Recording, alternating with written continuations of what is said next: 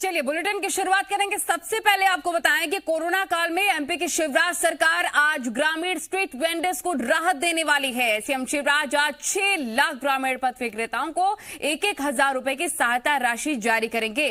साथ ही प्रदेश में corona curfew के दौरान कई छोटे व्यापार प्रभावित हुए। सूबे की शिवराज ऐसे ही लोगों को राहत देना चाहती है जिनकी आर्थिक स्थिति महामारी के दौर में बिगड़ी हुई है। शाम करीब 4 बजे होने वाले इस आयोजन में सीएम हितग्राहियों से वर्चुअली संवाद की बड़ी जानकारी आपको दे रहे हैं। बड़ा लाभ आज मुख्यमंत्री शिवराज सिंह चौहान स्ट्रीट वेंडर्स को देने वाले हैं क्योंकि उनका काम काफी प्रभावित हुआ लॉकडाउन के दौरान, कोरोना काल के दौरान।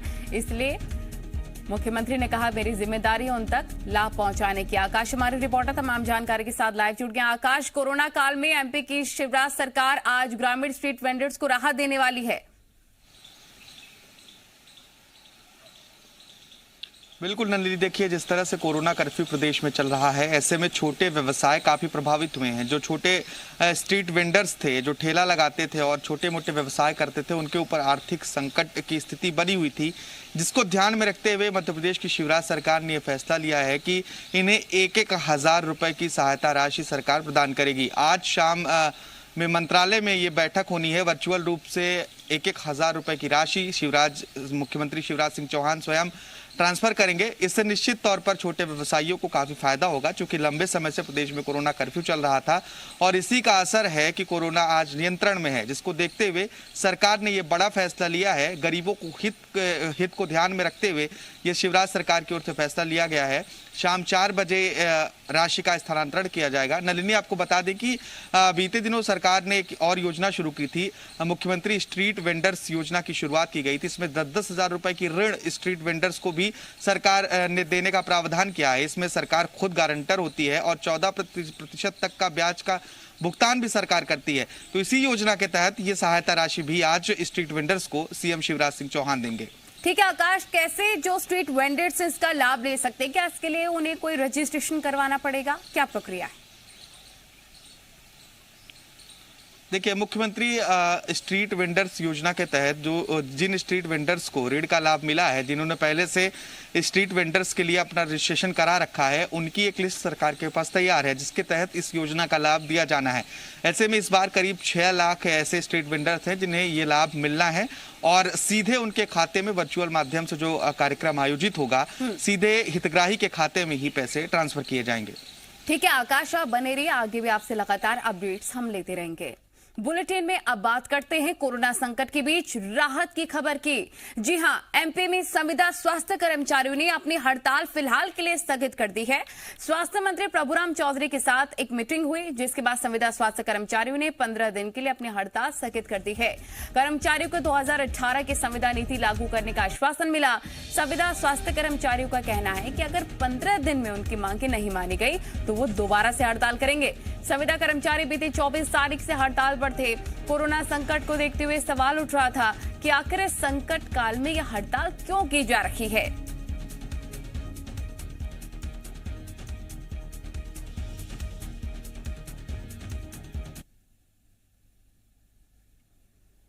जो इनकी डिमांड थी उस संबंध में इनके एमडी एनएचएम के साथ में बैठ के बातचीत हो गई है। उसके निराकरण के संबंध में इनको आश्वस्त किया गया है। 15 दिन में क्या था वो मांगे पूरी करने के लिए उनका पूरा जो उनको बातचीत इनकी हो चुकी है। उस संबंध में आदरणीय शिवराज सिंह जी की सरकार संवेदनशील सरकार है। सबकी जो भी समस्याएं हैं उनके निराकरण के लिए हमेशा काम करती है और करती रहेगी।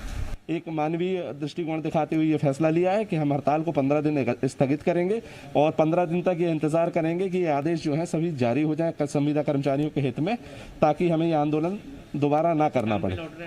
हम कल सुबह सारे कर्मचारियों प्रदेश में जो है ज्वाइन कर लेंगे। और अगर 15 दिन में मांगे नहीं मानी जाती, 15 दिन में अगर मांगों पे कार्रवाई नहीं होती है तो ये आंदोलन हमने स्थगित किया है, अभी समाप्त नहीं किया है। और 15 दिवस बाद पुनः जो है कर्मचारी 16 जून से हड़ताल करने के लिए बात। आकाश, हमारे रिपोर्टर लगातार बने हुए। आकाश, 15 दिन के अल्टीमेटम के साथ अब हड़ताल स्थगित कर दी गई, यानी खत्म नहीं हुआ, स्थगित कर दी गई है। क्या अब सुचारू रूप से काम चालू हो पाया है? बिल्कुल नलिनी, आज से संविदा स्वास्थ्य कर्मी जो हड़ताल पर थे वो वापस काम पर लौट आएंगे। इनकी दो मांगे थी, एक तो संविदा नीति लागू करने की मांग थी, दूसरे जो इनके आउटसोर्स के कर्मचारी हैं और जिन कर्मचारियों को निकाला गया उन्हें पुनः भर्ती किया जाए। राष्ट्रीय स्वास्थ्य मिशन के संचालक डॉक्टर छवि भारद्वाज और स्वास्थ्य विभाग के मुख्य सचिव डॉक्टर मोहम्मद सुलेमान से बातचीत के बाद यह निर्णय लिया गया कि जून के दूसरे सप्ताह में इनकी सभी मांगों को पूरा किया जाएगा, जिसके बाद हड़ताल को स्थगित करने का फैसला लिया गया है। 2018 की संविदा नीति जून के दूसरे सप्ताह तक लागू करने पर सहमति बनी है। इसके अलावा जो आउटसोर्स और अन्य कर्मचारियों को निष्कासित किया गया था उनकी भर्ती प्रक्रिया दोबारा शुरू कर दी गई है। तत्काल प्रभाव से सरकार ने इस पे अमल किया है। कल देर रात ये निर्णय हुआ है। स्वास्थ्य मंत्री प्रभुराम चौधरी के साथ संविदा स्वास्थ्य कर्मियों की बैठक हुई है, जिस पर इन दोनों मांगों पर सहमति बनी है कि सरकार इन्हें 15 दिन के अंदर पूरा करेगी। एक मांग पर तो तत्काल अमल कर दिया गया है और उनकी नियुक्ति प्रक्रिया भी शुरू कर दी गई है। इसके बाद आज से संविदा स्वास्थ्य कर्मी अपने कामों पर वापस लौटेंगे और सुचारू रूप से स्वास्थ्य व्यवस्था को संचालित करेंगे। संविदा स्वास्थ्य कर्मियों ने ये भी कहा कि ये हड़ताल अभी दिनों तक उनकी मांगे नहीं मानी जाती, उस पर विचार नहीं होता है तो एक बार फिर से वो आंदोलन कर सकते हैं। बहुत शुक्रिया आपका तमाम जानकारी साझा करने के लिए। मध्य प्रदेश में 1 जून से अनलॉक की प्रक्रिया शुरू होने वाली है। धीरे धीरे करके आर्थिक गतिविधियां एक बार फिर से शुरू हो जाएंगी। प्रदेश को अनलॉक करने को लेकर मंत्री समूह की मीटिंग हुई और इस बैठक में एमपी में 1 जून से लेकर 50% क्षमता के साथ ही सरकारी दफ्तरों को खोलने पर भी सहमति बनी है। हालांकि अभी राजनीतिक और धार्मिक आयोजनों पर पाबंदी जारी रहेगी। वहीं पर मॉल और सिनेमा घर भी अभी नहीं खोले जाएंगे। मंदिरों को एक वक्त में पुजारी के अलावा 2 श्रद्धालुओं को दर्शन करने की इजाजत है। मंत्री समूह की बैठक में प्रदेश में निर्माण कार्य और संविदा सर्विस प्रोवाइडर सर्विस को लेकर भी खोलने पर सहमति बनी है। आपको बता दें कि प्रदेश में शादी समारोह में दोनों पक्षों में अभी सिर्फ 20 लोगों के शामिल होने की इजाजत होगी। वहीं अंतिम संस्कार और मृत्यु भोज में भी 20 लोग ही शामिल हो सकते हैं। 1 जून से एमपी में पंचन और एग्रीकल्चर दफ्तर भी पूरी क्षमता के साथ खुल जाएंगे। मंत्री समूह इस फैसले की सीएम को जानकारी देगा, जिसके बाद 31 मई को सीएम के साथ मीटिंग में इस फैसले पर अंतिम मोहर लगाया जाएगा। 1 जून से एमपी अनलॉक होने वाला है। क्या क्या खोलेगा ये भी आपको बता रहे हैं। इंदौर में कोरोना के कम होते संक्रमण को देखते हुए जिला प्रशासन ने 1 जून से लॉकडाउन में रियायत देने का फैसला कर लिया है। लेकिन शहर को अनलॉक किस तरीके से किया जाना है, इसे लेकर लगातार मीटिंग्स हो रही हैं। गुरुवार को भी इंदौर में राष्ट्रीय महासचिव कैलाश विजयवर्गीय की अध्यक्षता में बीजेपी विधायकों और पदाधिकारियों की बैठक की गई। बैठक में सभी ने अपने सुझाव दिए, लेकिन ज्यादातर पदाधिकारियों का यही मानना है कि शहर को एकदम से अनलॉक नहीं किया जाना चाहिए, बल्कि धीरे धीरे रियायतें दी जाएं, ताकि आर्थिक गतिविधियों को शुरू करने के साथ ही संक्रमण की दर को भी काबू में किया जा सके। साथ ही इस आशंका पर भी चर्चा हुई है कि अगर अनलॉक किया गया तो कोरोना के मामले फिर से रफ्तार न पकड़ लें। बैठक में मिले सुझावों के आधार पर आपदा प्रबंधन समिति आगे का फैसला करेगी। कोरोना प्रोटोकॉल का ध्यान रखते हुए कैसे जो ये इंदौर में कोविड पेशेंट्स में स्थिरता आई है, संख्या में स्थिरता आई है, इसको भी बना के रखें। कम से कम करते हुए इंदौर को कैसे अनलॉक किया जा सके, इसको लेके सभी माननीय वरिष्ठ जनों ने अपने सुझाव दिए हैं। अब एक छोटी टोली के रूप में हम लोग बैठ के उसको सबको एक बार समाहित करते हुए फिर हम लोग प्रशासन से इस विषय में बात करेंगे। जहां एक तरफ हम देख रहे हैं कि कोरोना वैक्सीन को लेकर लोगों में डर दिखाई दे रहा है, तो वहीं दूसरी तरफ मंडला की तस्वीर कुछ और ही नजर आ रही है। चाहे गांव हो या फिर शहर, हर तरफ लोगों में वैक्सीन को लेकर काफी उत्साह है। रोजाना टीका लगवाने के लिए करीब 2000 लोग पहुंच रहे हैं। युवाओं में भी टीकाकरण को लेकर अच्छा खासा उत्साह है।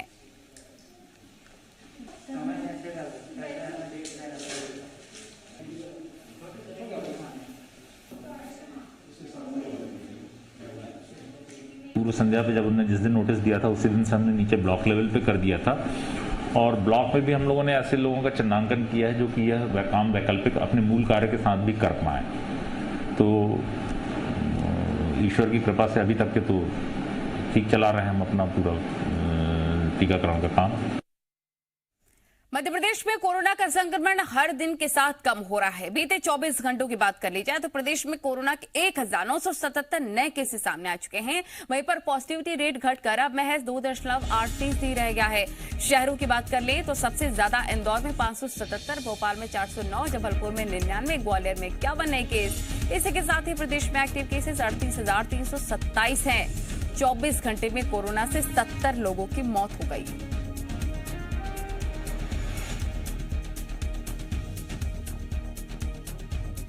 मध्य प्रदेश का कोरोना अपडेट आपको दे रहे हैं। कोरोना संक्रमण की दूसरी लहर ने जिस तरीके से पूरे देश में तबाही मचाई, उससे हर कोई काफी ज्यादा वाकिफ है। हर दिन मौत के बढ़ते आंकड़ों ने थर्रा दिया था। हालांकि संक्रमण की रफ्तार कम तो हुई, लेकिन अभी भी नए मरीजों और संक्रमण से मौत जारी है। लेकिन इन सब के बीच मध्य प्रदेश में एक इलाका ऐसा भी जो अभी तक इस महामारी से अछूता है। वो जगह है अलीराजपुर जिले की ककराना ग्राम पंचायत। उसके आसपास के 26 गांव जो कि नर्मदा नदी से सटे हैं और सरदार सरोवर बांध के चलते डूब क्षेत्र में आते हैं, लेकिन उनकी जो समस्या अभी तक इनके लिए सिरदर्दी बनी थी, वही अब इन गांव वालों के लिए जीवनदान वरदान का काम कर रही है। यहाँ के गांवों की बसाहट प्राकृतिक तौर पर ही ग्रामीणों में सोशल डिस्टेंसिंग का पालन करवा रही है। साथ ही प्रकृति के इतने करीब होने के चलते इनकी इम्यूनिटी भी काफी मजबूत है। लिहाजा यहाँ कोरोना महामारी का संक्रमण नहीं पहुंचा है। ककराना ग्राम पंचायत की आबादी 1600 है। साथ ही नर्मदा किनारे बसे 26 गांवों में करीब 23,000 आदिवासी ग्रामीण रहते हैं। हालांकि अभी तक इस इलाके में संक्रमण का कोई केस नहीं मिला। इसके बावजूद भी एहतियातन के तौर पर स्वास्थ्य विभाग की ओर से मेडिकल सुविधाएं पहुंचाई जा रही हैं। क्या 450 से मकान है, पर सभी मकान दूर दूर बने, सोशल डिस्टेंसिंग बने हुए मकान बने हुए हैं और लोग भी दूर दूर रहते हैं। जिससे हमारे गांव में कोरोना है, थोड़ा सा भी कोरोना कोई है नहीं हमारे गांव में, और सभी लोग स्वस्थ है। और आसपास गांव है झंडाना, सुगट, कुडबानी, वहाँ के लोग भी स्वस्थ है और कोई ऐसे केस हमारे गाँव में नहीं मिले। टीम बराबर सर्वे कर रही है और सर्वे के दौरान हमने एक बहुत अच्छी स्थिति देखी वहाँ पर कि कोई भी पॉजिटिव केस हमको आज तक मिला नहीं और नहीं वहाँ पर कोरोना से किसी की डेथ हुई। उसका सबसे बड़ा प्रमुख कारण है कि वहाँ पर जो है लोग दूर दूर उनके मकान हैं और पॉपुलेशन का घनत्व कम है। सोशल डिस्टेंसिंग का जो नेचुरली हो रहा है वो नेचुरली पालन सोशल डिस्टेंसिंग का हो रहा है। जबलपुर में ब्लैक फंगस, व्हाइट फंगस के बाद अब क्रीम फंगस का मामला सामने आ चुका है, जिसके बाद स्वास्थ्य विभाग काफी अलर्ट हो गया है। जबलपुर प्रदेश का पहला जिला जहां पर क्रीम फंगस का केस डिटेक्ट किया गया है। क्रीम फंगस से पीड़ित मरीज का इलाज नेताजी सुभाष चंद्र बोस हॉस्पिटल में हो रहा है। डॉक्टर्स के मुताबिक ये फंगस क्रीम कलर का है। एक्सपर्ट्स बता रहे हैं कि आमतौर पर देखा जा रहा है कि कोरोना के वक्त स्टेरॉइड का ज्यादा इस्तेमाल, शुगर का बैलेंस ना रहना इम्यूनिटी को वीक करता है, जिससे फंगस हो जाता है। अभी महामारी के दौर में जब इम्यूनिटी घट रही है तो ये फंगस इन्फेक्शन ज्यादा सामने आ रहे हैं, लेकिन सावधानी रखी जाए तो इससे बचा भी जा सकता है। वहीं आपको बताते चले कि फंगस बीमारी के 100 से ज्यादा मामले जबलपुर में सामने आ चुके हैं। इसमें से 39 मरीजों का ऑपरेशन भी किया जा चुका है। में एक ऐसा मरीज आया है जिसको ब्लैक फंगस के संक्रमण के साथ साथ क्रीम फंगस का भी संक्रमण देखा गया है। वहाँ के ईएनटी विभाग के प्रोफेसर्स ने बताया है। तो ये इस तरह का पहला मामला देखने मिला है कि जिसमें ब्लैक फंगस के साथ साथ एक और दूसरे फंगस का संक्रमण है जो कि क्रीम फंगस के नाम से बताया गया है। तो ये पहला केस हम लोगों की जानकारी में आया है। अलग अलग जैसे ब्लैक फंगस है म्यूकर, ये नाक के साइनस से होता हुआ फ्रंटल साइनस मतलब माथे वाले हिस्से में, आँख के पीछे वाले हिस्से में, और वहाँ से सीधे संपर्क कहाँ का है आप जानते हैं, आँख के ठीक ऊपर मस्तिष्क है। तो ये मस्तिष्क में पहुँच जाएगा और यदि एक बार मस्तिष्क में पहुँच गया तो फिर व्यक्ति को बचा पाना मुश्किल हो जाता है। वाइट फंगस है। वाइट फंगस फेफड़ों को तो प्रभावित करता ही है और रक्त संचार से होता हुआ हमारे आंत्र, हमारे लिवर, किडनी में पहुंचता है। और ऐसे केसेस अब सामने आ रहे हैं कि जो वाइट फंगस से संक्रमित लोग हैं उनकी आंत की दीवार में ये छेद कर देते हैं, जिसको हम परफोरेशन बोलते हैं, और फिर व्यक्ति को बचा पाना बहुत मुश्किल हो जाता है। वहीं खरगोन में मेडिकल कॉलेज की मांग को लेकर स्थानीय विधायकों ने सीएम शिवराज को एक लेटर लिख दिया है। बीकन गांव विधायक झूमा सोलंकी और साथ ही भगवानपुरा से निर्दलीय विधायक केदार डाबर ने सीएम को लिखे लेटर में जिला मुख्यालय में मेडिकल कॉलेज की मांग कर दी है। साथ ही इसे लेकर एक संघर्ष समिति भी बना दी गई है, जिसमें जिले के रसूखदार और बुद्धिजीवी वर्ग शामिल है। इस समिति ने भी जिला मुख्यालय में मेडिकल कॉलेज बनाने की मांग की। दरअसल मध्य प्रदेश में 9 मेडिकल कॉलेजेस प्रस्तावित थे, जिसमें से 8 को स्वीकृति मिल गई है, लेकिन खरगोन की मांग अभी बाकी है। प्रभारी मंत्री हरदीप सिंह डंग ने जिले वासियों की मांग सीएम तक पहुंचाने का आश्वासन दिया है। आज से लेकर सभी विधायकों से, सम्मानीय सांसद महोदय से, माननीय मंत्री महोदय से, माननीय जिलाधीश जिनके द्वारा मुख्यमंत्री तक बात पहुँचाई गई है, इसके बाद माननीय जिलाधीश जी को और माननीय कलेक्टर को, हमारे सांसद महोदय को और हमारे सभी विधायकों को ज्ञापन देकर हमने कहा है कि वो अपनी मांग वहाँ तक रखें, जनता की बात को रखें और मेडिकल कॉलेज खुले खरगोन में और खरगोन मुख्यालय में खुले, ये हमारी मांग है। बड़ा जिला है और लगातार यहाँ पर पहले भी मांग उठती रही है और एक मेडिकल कॉलेज पहले यहाँ पर जो मेरे को दिए हैं डॉक्यूमेंट्स दिए हैं तो उसमें खरगोन में खोलने की बात की गई थी। तो ये बात मैं वहाँ पर मुख्यमंत्री जी से रखूँगा कि यहाँ पर एक खुले तो अच्छी सुविधा यहाँ के नागरिकों को मिल सकती है। कोरोना महामारी से बचने के लिए मास्क बहुत जरूरी है। पुलिस प्रशासन भी इसका सख्ती से पालन करवा रहा है, लेकिन कुछ लोग इसमें भी लापरवाही करने से बाज नहीं आ रहे। मामला खंडवा से आपको बताएं, जहां मास्क के लिए टोकने पर एक महिला ने होमगार्ड के जवान को चाटा मार दिया। महिला ने आरोप लगाया कि होमगार्ड के जवान ने उसके साथ बदसलूकी की। बताया जा रहा है कि महिला अपने बेटे के साथ स्कूटी से जा रही थी, तभी जवान ने सही तरीके से मास्क नहीं लगाने पर बेटे को ठोका तो महिला को ये नागवार गुजरा और विवाद के बाद महिला ने होमगार्ड जवान को थप्पड़ जड़ दिया। थाने में दोनों पक्षों की ओर से शिकायत दर्ज की गई। पुलिस मामले की जांच कर रही है। किस तरह से थप्पड़ जड़ा गया है इस महिला के द्वारा, देखिए आप। अरे चाबी दो ना, चाबी दो ना। के दौरान होमगार्ड जो सैनिक वहाँ पे ड्यूटीरत थे उनके साथ में मारपीट करने का प्रयास किया और हुज्जत की गई। इसके दौरान महिला की तरफ से भी महिला ने थाने उपस्थित होकर आवेदन दिया है, उसकी जांच करवा लेंगे। जांच में लिया गया उसको आवेदन को और जो ड्यूटीरत होमगार्ड सैनिक श्यामलाल है उनकी तरफ से भी आवेदन दिया गया है। वहीं जबलपुर में नकली रेमडेसिविर इंजेक्शन केसेस में पुलिस ने गुरुवार को आरोपी सरबजीत सिंह मोखा और उसके बेटे हरकरण मोखा को आमने सामने बिठाकर करीब 4.5 घंटे पूछताछ की, जिसमें कई खुलासे हुए। पूछताछ में मोखा ने नकली रेमडेसिविर इंजेक्शन नष्ट करने की बात कबूल कर ली। वहीं मोखा ने यह भी बताया कि गुजरात की फैक्ट्री में कार्रवाई की खबर मिलते ही उसने इंजेक्शन नष्ट कर दिए थे। मोखा ने यह भी कहा है कि ऑडिट से बचने के लिए उसने बिल के साथ भी छेड़खानी की। वही मोखा खुद को बेकसूर बताने की कोशिश कर रहा है। मोखा के मुताबिक उसे इंजेक्शन देवेश सपन ने ही दिलवाए थे। मोखा के बयानों के बाद अब पुलिस क्रॉस चेक करने के लिए देवेश को 1 दिन के रिमांड पर और ले गई। वहीं जांच में एसआईटी के सामने 2 नए नाम बॉबी मनचंदा और संजू खत्री आ गए हैं। ये दोनों ही मोखा परिवार के खास राजदार बताए जा रहे हैं। जांच में सरबजीत सिंह मोखा की आकृति संपत्ति का खुलासा होगा और साथ ही आपको बताएं सिर्फ शहर में 2 लाख वर्ग फुट जमीन मिली है। अब एसआईटी इसकी जानकारी आयकर विभाग को देगी।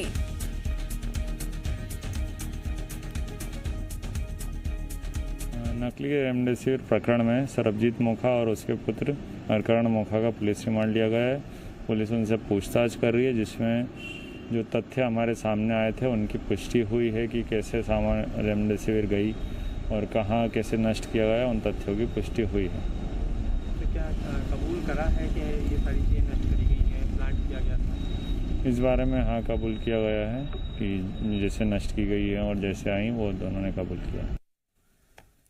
वही सतना के अमरपाटन रोड के बरखेड़ा स्थित Indo water bio waste disposal plant में पीपी किट को लेकर पीपी किट धोकर बाजार में बेचने के मामले में एक नया मोड़ आ गया है। जिला प्रशासन और प्रदूषण नियंत्रण की जांच में यहां पर कई अनियमितताएं देखने को मिली। वहीं पर बरखेड़ा के गांव के ग्रामीण भी इस बार प्लांट में चल रहे इस गोरखधंधे की शिकायत अधिकारियों से कर चुके हैं। ग्रामीणों ने प्लांट में पीपीई किट को धोकर दोबारा बाजार में बेचे जाने का आरोप लगाया था। प्लांट प्रबंधन के इस गोरखधंधे का वीडियो भी वायरल हुआ है, जिसके बाद जिला प्रशासन और प्रदूषण नियंत्रण विभाग के कई अधिकारी यहां पहुंचे, मामले की जांच की। उसमें कई गड़बड़ियां नजर आई। वहीं पर इस मामले में सतना के सीएमएचओ जिम्मेदार अधिकारी को कार्रवाई के लिए पत्र लिखने की बात कर रहे हैं। अंदर अपन जब गए थे वीडियो बनाए हैं, उसको गर्म पानी में धुलकर उसको पैक करके जो भी कैसे करते हैं गट्ठा बना के उसको भेजने की तैयारी हो रही थी। अपन चुपके से वीडियो जाके बना लिए और जितने वहाँ पे कर्मचारी काम कर रहे थे, ना किसी ने ग्लव्स पहना था, ना ही अभी भी इनका किसी का कोरोना टीका नहीं लगा। जितने कर्मचारी हैं यहाँ पे काम कर रहे हैं, ना ही कोई पीपी किट पहनते जो भी अपन उसका लाते, जबकि इतनी संक्रमित होती है कि किसी को भी मतलब दूर से भी वो कर लेती है।